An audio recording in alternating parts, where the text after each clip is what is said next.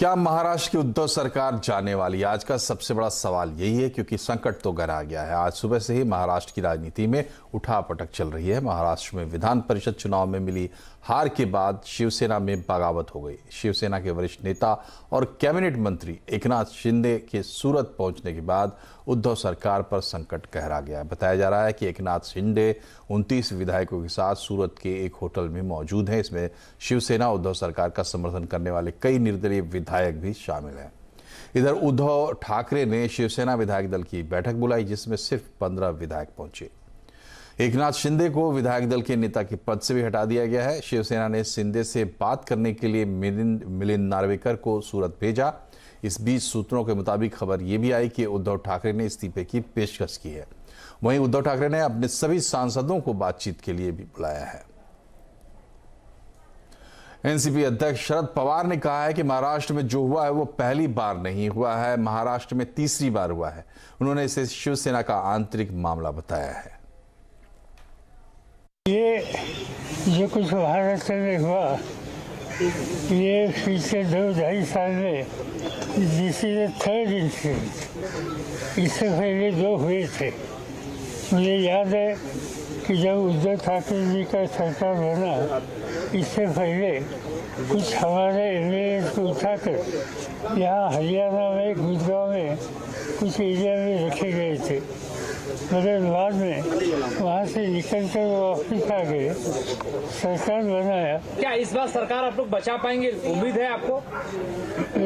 मुझे यहाँ की जो स्थिति है वो देखने के बाद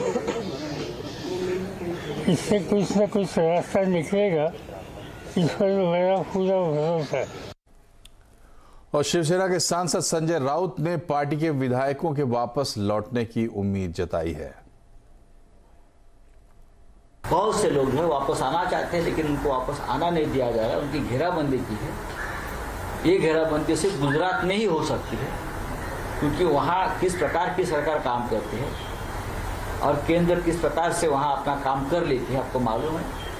लेकिन जब भी मौका मिलेगा हमारे सभी एमएलए यहाँ वापस आ जाएंगे, क्योंकि वो निष्ठावान शिवसैनिक और जो मंसूबे लेकर अपने आप को किंग मेकर समझकर कुछ लोग जो काम कर रहे हैं वो सफल नहीं हुआ।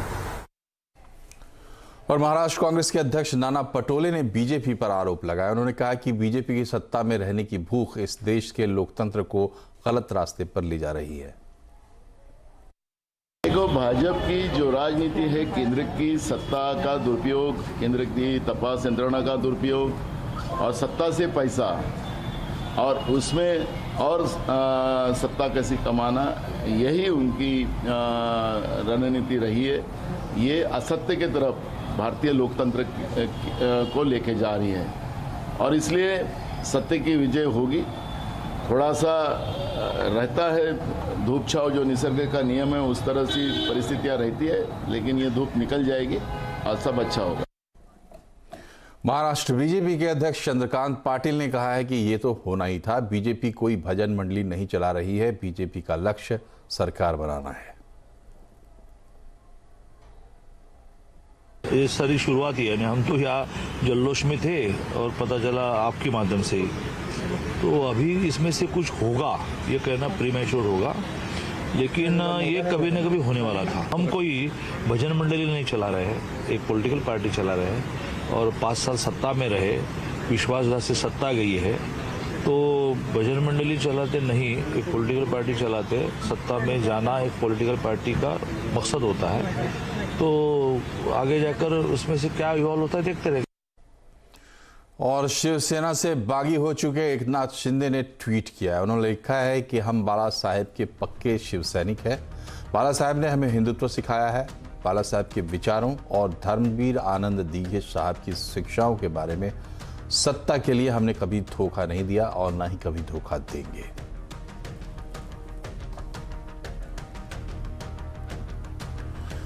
और अब चलते हैं सीधे विवेक गुप्ता के पास। मुंबई से हमारे संवाददाता जुड़ चुके हैं। विवेक, साफ तौर पर जो दिखाई दे रहा है, क्या उद्धव सरकार जाने वाली है या फिर इसमें कुछ किंतु परंतु है? अगर है तो क्या है?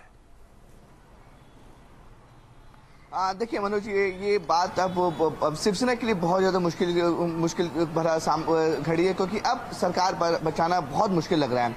क्योंकि देखिए, सब कुछ नंबर गेम का खेल है। महाराष्ट्र में कुल 288 सीटें हैं। बीजेपी नंबर 1 पार्टी 105 सीटें लेकर, शिवसेना नंबर 2 पार्टी है 56 सीटें लेकर, उसके बाद 54 सीटें लेकर एनसीपी है और 44 सीट लेकर कांग्रेस है। इन तीनों पार्टियों ने मिलकर बीजेपी को साइडलाइन करके महाविकास अघाड़ी सरकार बना ली। अब इसमें देखिए, किसी भी तरीके से बीजेपी को जादुई आंकड़ा 144 को पार करना है ताकि वो सरकार को बना सके। इसमें अब बीजेपी ने ये पूरा प्लान रखा था कि किस तरीके से एक पार्टी को वो टारगेट करे, एक पार्टी के साथ किसी एक बंदे को टारगेट करे जो कम से कम किसी भी पॉलिटिकल पार्टी के 3/4 जो कम से कम एंटी इमिग्रेशन जो होती है लॉ, उसके तहत ना बैठे। आपको बताना चाहेंगे, किसी भी पार्टी में अगर 3/4 के एमएलए अगर छोड़ के जाते हैं तो एंटी इमिग्रेशन लॉ में नहीं बैठते हैं। इसलिए वो पार्टी से छोड़ेंगे, लेकिन जो विधायकी पद होता है उसे छोड़ते नहीं हैं। इसलिए बीजेपी ने टारगेट किया कि शिवसेना के एकनाथ शिंदे हैं, जो पहले से शिवसेना से नाराज चल रहे थे, उन्होंने उसका टारगेट किया, क्योंकि शिवसेना में एकनाथ शिंदे एक बड़ा ऑरा है, बड़ा नाम है और एक बड़े नेता हैं और उनके बड़े फॉलोअर हैं और एमएलए भी उनके साथ हमेशा रहते हैं। इसलिए उन्होंने एकनाथ शिंदे से बातचीत की और एकनाथ शिंदे ने बातचीत करने के बाद देखिए, ये तुरंत, ये ऐसा नहीं कि कल विधान परिषद के चुनाव का नतीजा आया, क्रॉस वोटिंग हुई और एकनाथ शिंदे ने ऑल ऑफ सडन माइंड बनाया कि वो अपने विधायकों को लेकर चला जाए। ऐसा नहीं है, बिल्कुल ये प्लान तरीके से हो रहा है, सब कुछ हो रहा है। एकनाथ शिंदे रातों रात अपने 30 से ज़्यादा विधायकों को लेकर गुजरात पहुंच जाते हैं और गुजरात पहुंचने के बाद अब शिवसेना के सामने सबसे बड़ी मुश्किल खड़ी होती है कि आखिरकार वो अपने विधायकों को बचाए कैसे। शिवसेना के जो प्रमुख हैं उद्धव ठाकरे, उन्होंने बाकायदा अपने जो सचिव हैं उनको, मिलिंद नार्वेकर को सूरत भेजा है। सूरत में उनकी बातचीत हुई है और जो सूत्रों से जानकारी मिली कि मिलिंद नार्वेकर ने अपने फ़ोन से उद्धव ठाकरे और रश्मि ठाकरे ने भी बात की है। सोचिए, इसमें अब जो रश्मि ठाकरे उनको इन्वॉल्व किया जा रहा है कि उनसे बातचीत की, उनको समझाने की कोशिश की, एकनाथ शिंदे को कन्विंस करने की कोशिश की है कि वो ऐसा कदम ना उठाएं और वापस पार्टी में आए ताकि सरकार बच सके। लेकिन जो जानकारी में हमें मिल रही है मनोज, की एकनाथ शिंदे ने अपना मन बना लिया है, वो किसी भी हाल में अब शिवसेना के सामने या शिवसेना के वापस नहीं आना चाहते हैं। इसलिए अब देखिए, बीजेपी के पास अच्छा मौका है, उनके पास 105 सीटें हैं। कल किस तरीके से विधान परिषद में क्रॉस वोटिंग हुई, 30 से ज़्यादा क्रॉस वोटिंग हुई, यानी कि जो 30 विधायक सरकार में हैं उन्होंने बीजेपी को वोट किया, चाहे वो निर्दलीय हो, चाहे वो शिवसेना के हो, चाहे वो कांग्रेस के हो, यानी 30 विधायकों ने बीजेपी को सपोर्ट किया, यानी 105 और प्लस 30 135। अब बीजेपी को सिर्फ 10 विधायक और चाहिए ताकि वो गवर्नमेंट को क्लेम कर सके महाराष्ट्र में कि हम गवर्नमेंट क्लेम सकते हैं। अब देखिए, आगे लाइन ऑफ एक्शन क्या होगा। अगर एकनाथ शिंदे मान जाते हैं और शिवसेना में वापस आ जाते हैं तो ये सरकार स्मूथली चलेगी, कोई इशू नहीं होगा। अगर एकनाथ शिंदे नहीं मानते हैं तो बीजेपी के लिए अच्छा फायदा है। वो जो गवर्नर है उनसे मांग करेंगे कि इनकी जो सरकार में मत नहीं है, इसलिए राष्ट्रपति शासन लगा दिया जाए। राष्ट्रपति शासन लगाने के बाद गवर्नर के पास स्पेशल पावर होता है कि वो असेंबली में बनाए और असेंबली में बोले कि आप इस पर फ्लोर टेस्ट कीजिए। बीजेपी पूरी कॉन्फिडेंट है कि अगर 35 से 36 विधायक असेंबली में नहीं आते, एब्सेंट होते हैं, तो महाराष्ट्र विकास अघाड़ी 145 का आंकड़ा पार नहीं कर पाएगी और बहुमत साबित नहीं कर पाएगी। वही दूसरी तरफ बीजेपी का पूरा मौका रहेगा। 105 विधायक पहले से उनके पास है। अगर 35 विधायक और 40 विधायक उनके पास आ जाते हैं तो गवर्नमेंट क्लेम करने के लिए बोल सकते हैं कि हमारे पास मैजिकल फिगर 145 का आंकड़ा है, अब हम सरकार को फॉर्म कर रहे हैं। अब इसमें तनातनी मची हुई है कि शिवसेना किसी भी तरीके से अपनी सरकार बचाए, एकनाथ शिंदे को कन्विंस करे और एकनाथ कन्विंस करने के बाद जो उनके साथ 30 विधायक जो सूरत के होटल में बैठे हैं वो किसी तरह से वापस आए। यही वजह है कि अब एनसीपी सुप्रीमो शरद पवार जो आज दिल्ली में थे, राष्ट्रपति चुनाव को लेकर उनकी मीटिंग चल रही थी। मीटिंग खत्म होने के बाद तुरंत अभी शरद पवार मुंबई लैंड करने वाले हैं और रात 9:30 बजे शरद पवार सीएम उद्धव ठाकरे के साथ उनके सरकारी बंगले वर्षा पर मीटिंग करेंगे। क्योंकि हर बार देखिए, जब भी कोई क्राइसिस आता है तो उसमें शरद पवार इन्वॉल्व जरूर होते हैं, क्योंकि वही एक इंसान माने जाते हैं कि किसी तरह के इस सरकार को क्राइसिस से बचाया जा सके। अब वो मीटिंग कितनी इंपॉर्टेंट होती है, कितनी नहीं होती है, वो देखने वाली बात होगी। लेकिन इस समय अगर मैन ऑफ द मोमेंट कोई है तो वो है एकनाथ शिंदे। एकनाथ शिंदे तय करेंगे कि महाराष्ट्र विकास अघाड़ी सरकार 2.5 साल बाद आगे के 2.5 साल चलनी है या नहीं चलनी है, ये एकनाथ शिंदे तय करेंगे कि वो बीजेपी के साथ जाते हैं या नहीं जाते हैं। तो इस समय अगर मैन ऑफ द मोमेंट अगर एकनाथ शिंदे को कहा जाए तो गलत नहीं होगा। मनोज, बहुत बहुत शुक्रिया आपका विवेक, तमाम अपडेट्स के लिए आपने पूरी कहानी खोल कर रख दी। बहुत बहुत शुक्रिया आपका। और क्या एकनाथ शिंदे की बगावत के बाद गिर जाएगी उद्धव सरकार? आज आवाज अड्डा जरूर देखिए, क्योंकि इसी पर होगी बड़ी चर्चा शाम 7:57 पर।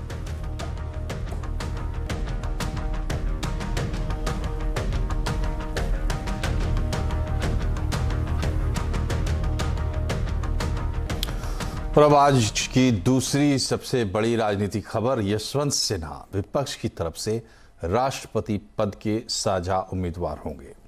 आज ही विपक्ष की बैठक में यशवंत सिन्हा के नाम पर सहमति बनी। यशवंत सिन्हा ने चुनाव लड़ने के लिए टीएमसी से इस्तीफा भी दे दिया है। आपको बता दें कि आज ही बीजेपी संसदीय दल की भी बैठक होनी है, जिसमें सत्ता पक्ष अपना उम्मीदवार तय करेगा। यशवंत सिन्हा के नाम पर ऐलान सहमति बनने के बाद ऐलान करते हुए कांग्रेस नेता मल्लिकार्जुन खड़गे ने कहा कि इसमें सर्वसम्मति है, विपक्ष के सारे दल इसमें शामिल हैं। हम ये चाहते थे कि जो कोई कैंडिडेट बनेगा वो इस देश के खास करके संविधान की रक्षा करे और लोकतंत्र की रक्षा करे और सबको साथ लेकर चले। ये हमारी सबकी मंशा थी। उसी के तहत आज हमको श्री यशवंत सिन्हा जी को स्वीकार करना पड़ा। और राष्ट्रपति पद का उम्मीदवार चुनने के लिए बीजेपी पार्लियामेंट्री बोर्ड की बैठक भी हो रही है, जिसमें राष्ट्रपति पद का उम्मीदवार इस पर चर्चा होगी, नाम तय होगा। उम्मीद की जा रही है कि देर शाम इसके बारे में शायद जानकारी भी बाहर आ जाए। और बैठक में भाग लेने के लिए गृह मंत्री अमित शाह भी पहुंच चुके हैं।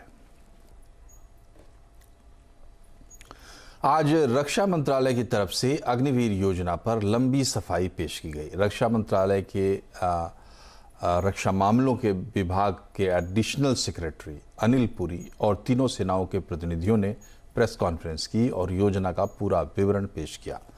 लेफ्टिनेंट जनरल अनिल पुरी ने बताया कि पूरे विचार विमर्श के बाद फौज की जरूरतों को देखते हुए अग्निवीर स्कीम तैयार की गई है।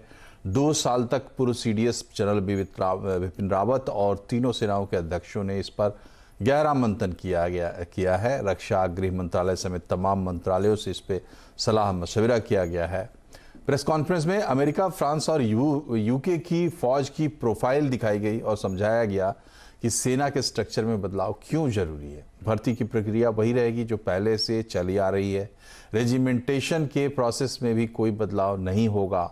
अभी चल रहे आंदोलन के चलते शपथ पत्र लेने की जो बात थी, उस पर भी ये कहा गया कि पहले भी जवानों को पुलिस वेरिफिकेशन देना पड़ता था। हमारे जो तीनों चीफ्स थे इससे पहले एंड जनरल बिपिन रावत, ये काम 2 साल से तो बहुत जोर शोर से शुरू हुआ। उससे पहले ये सिर्फ कागजों पे स्टडी करा जा रहा था अलग अलग कमिटीज के ऊपर। एंड इस सब ministry of defence of course lead कर रही थी, चाहे वो मिनिस्ट्री ऑफ होम अफेयर्स हो, चाहे लीगल हो, चाहे फाइनेंस हो, चाहे मिनिस्ट्री जो इंडस्ट्री के साथ डील कर रही हो, चाहे मिनिस्ट्री ऑफ इंफॉर्मेशन ब्रॉडकास्टिंग हो, ministry of skill development entrepreneurship हो, ministry of higher education, primary education, youth affairs, ये सब मिनिस्ट्रीज के साथ मंथन करा गया। सिर्फ हमने उनको स्कीम की डिटेल्स धीरे धीरे बताई। जो आपके सामने जो अब अनफर्ल हो रहा है, ये एक प्लान्ड इवेंट है। अग्निपथ योजना को राष्ट्रीय सुरक्षा सलाहकार अजित डोभाल ने सेना के लिए कल की तैयारी बताया है। डोभाल का कहना है कि अगर हमें कल के लिए तैयारी करनी है तो बदलना ही होगा और इस योजना से किसी भी युवा का भविष्य खतरे में नहीं है, बल्कि इससे हर एक युवा के लिए कई रास्ते खुलेंगे। जो हम कल कर रहे थे वही भविष्य में भी करते रहें तो हम सुरक्षित रहेंगे, ये संभव नहीं है। यदि हमें कल की तैयारी करनी है तो हमें परिवर्तित होना पड़ेगा। अग्निवीर केवल पहले 4 साल में रिक्रूटेड जवान होंगे।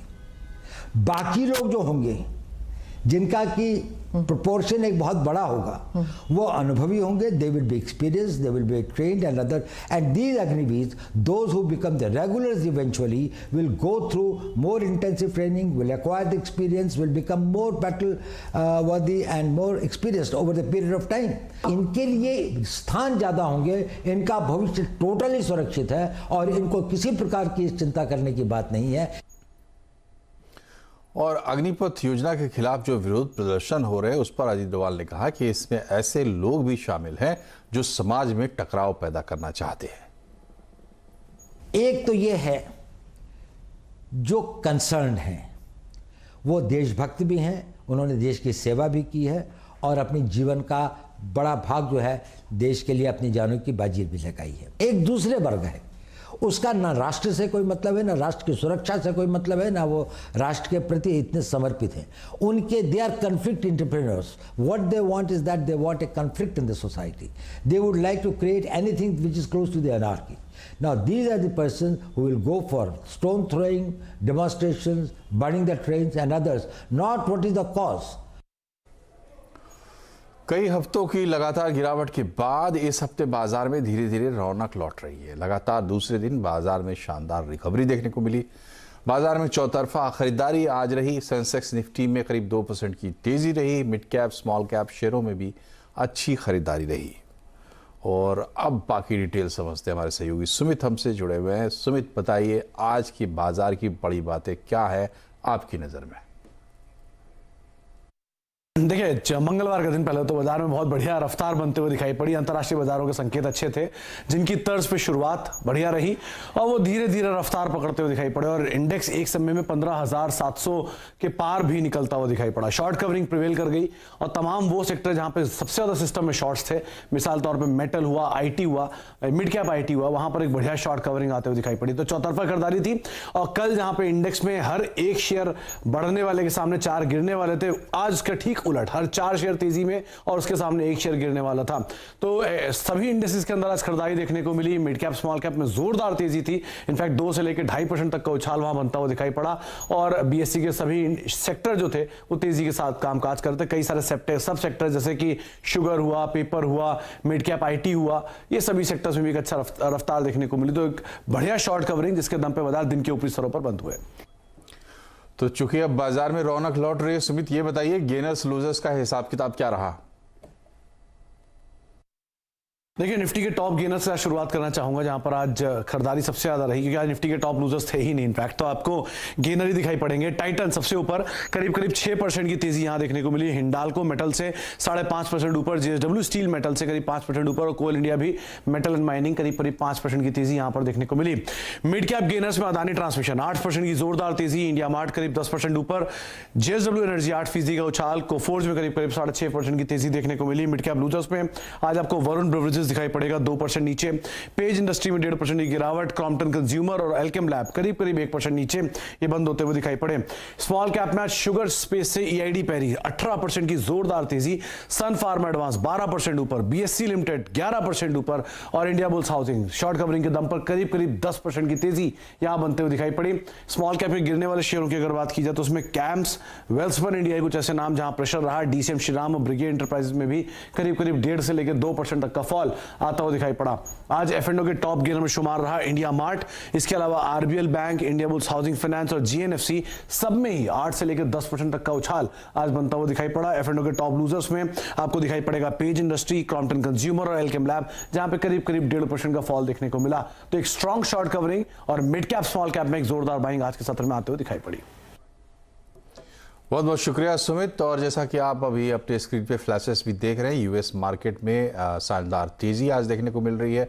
S&P डाउ जोन्स दोनों, S&P में 500 पॉइंट की तेजी, लगभग 2% की तेजी बताई जा रही है और डाउ जोन्स में भी करीब 500 पॉइंट की तेजी दिख रही है। तो आज जो बाजार में रौनक देखने को मिली उसकी एक बड़ी वजह अंतर्राष्ट्रीय बाजारों से मिल रहे अच्छे क्यूज थे, ग्लोबल अच्छे क्यूज थे और आज फिर से ऐसा होता हुआ दिख रहा है। अब कल मार्केट का एक्शन ज़रूर देखिए, सुबह से जुड़िए CNBC आवाज़ के साथ कि आज के इस खबर का कल क्या असर होता है।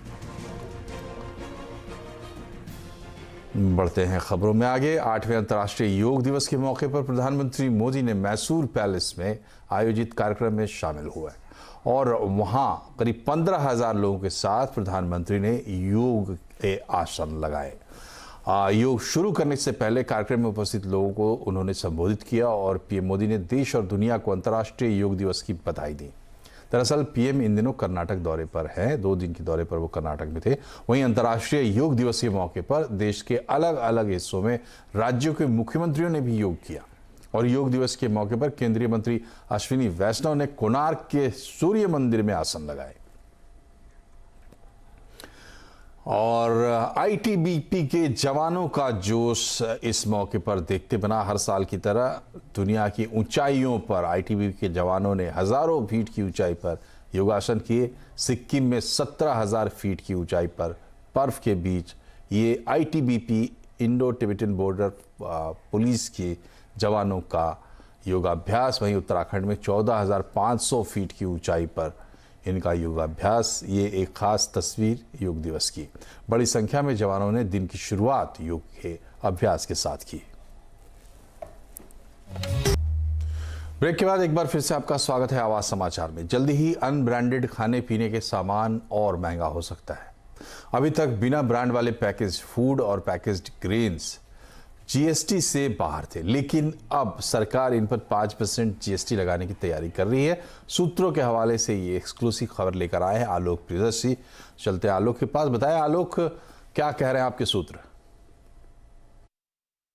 जी देखिए, अनब्रांडेड यानी कि बिना ब्रांड वाले जो फूड आइटम्स हैं, चाहे वो पैकेज्ड हैं या फिर डिब्बा बंद है, आने वाले दिनों में महंगे हो सकते हैं क्योंकि इन पर 5% जीएसटी लगाने की तैयारी चल रही है। सीएनबीसी आवाज को मिली सूत्रों की जानकारी के मुताबिक जो जीएसटी दरों को लेकर गठित ग्रुप ऑफ मिनिस्टर्स है, उसने ऐसे सभी आइटम्स को जीएसटी की एग्जम्प्टेड लिस्ट से बाहर करने का फैसला किया है। उन पर 5% जीएसटी लगाने की सिफारिश की है।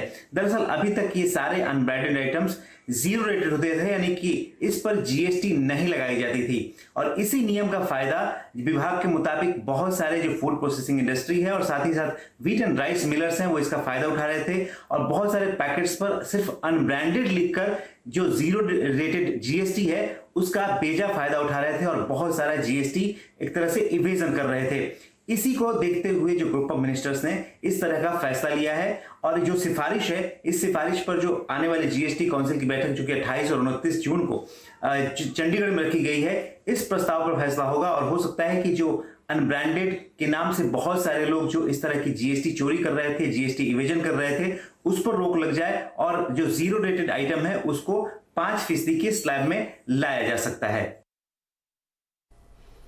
बहुत बहुत शुक्रिया आलोक। और इसी के साथ बुलेटिन में फिलहाल इतना ही, लेकिन खबरों पर अपडेट रहिए। सीएनबीसी आवाज से जुड़े रहिए ट्विटर, फेसबुक और यूट्यूब के जरिए। अपना ख्याल रखिए। नमस्कार।